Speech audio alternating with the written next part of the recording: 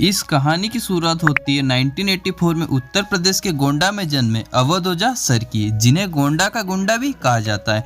जब वह 19 साल के थे तब अवध ओझा सर पर 19 केस दर्ज थे। दोस्तों, आज की इस वीडियोस में जानेंगे कि कैसे अवध ओझा सर एक नॉर्मल स्टूडेंट से क्राइम की दुनिया में कदम रखा और कैसे क्राइम की दुनिया को छोड़कर लाखों बच्चों के गुरु बने। दोस्तों, इस वीडियो को शुरू करते हैं शुरू से। यूपी के ओझा के पूर्वा गांव में 3 जुलाई 1984 में अवध ओझा का जन्म होता है। ओझा के पिता श्री माता प्रताप ओझा एक पोस्ट मास्टर थे व उनकी माताजी वकील थी।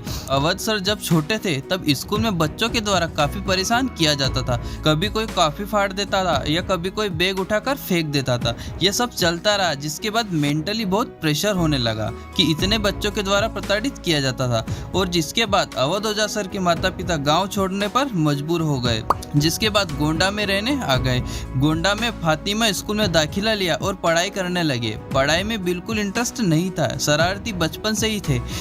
यहीं भी ये सब होने लगा, बच्चों के द्वारा डराए धमकाने जाने लगा। फिर अवध ओझा सर ने बदमाश टाइप की संगत पकड़ ली और अवध ओझा सर ने 2 दोस्तों के साथ मिलकर एक टीचर को पीटा था। टीचर को इसलिए पीटा था क्योंकि उस टीचर ने अवध ओझा सर को 7वीं में थे तब मारा था। यह घटना के बाद अवध ओझा सर के चर्चे होने लगे।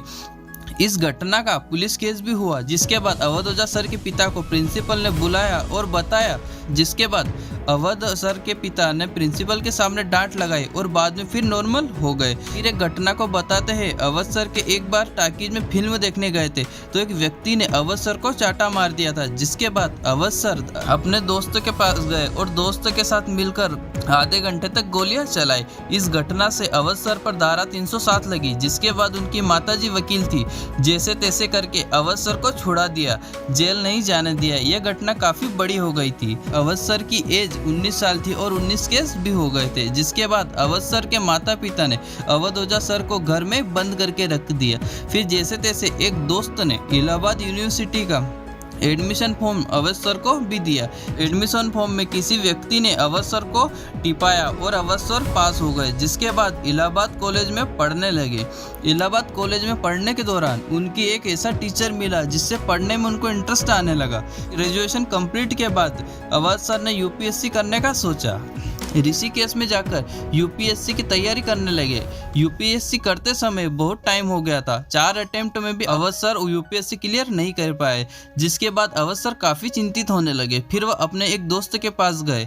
अवध सर के दोस्त की कोचिंग इंस्टीट्यूट थी तो फिर वहाँ पढ़ाने लगे। फिर अवध सर को पढ़ाने में इंटरेस्ट आने लगा। उन्होंने अलग अलग कोचिंग में पढ़ाना स्टार्ट किया और एक काफ़ी चहीते टीचर बन गए, जिसके बाद अवध ओझा सर ने 2019 में अपने खुद की कोचिंग इंस्टीट्यूट आइकरा आईएएस की शुरुआत कर ली। कोचिंग धीरे धीरे ग्रो होने लगी और कोविड आ गया, जिसके बाद अवध सर 2020 में यूट्यूब की शुरुआत कर ली।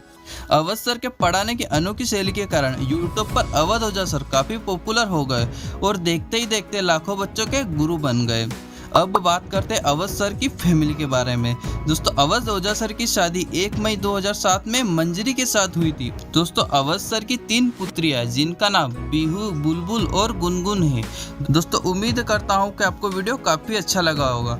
ऐसे इंटरेस्टिंग वीडियो देखने के लिए चैनल को सब्सक्राइब करके बेल आइकन जरूर प्रेस कर ले। दोस्तों, आपका बहुमूल्य समय देने के लिए धन्यवाद।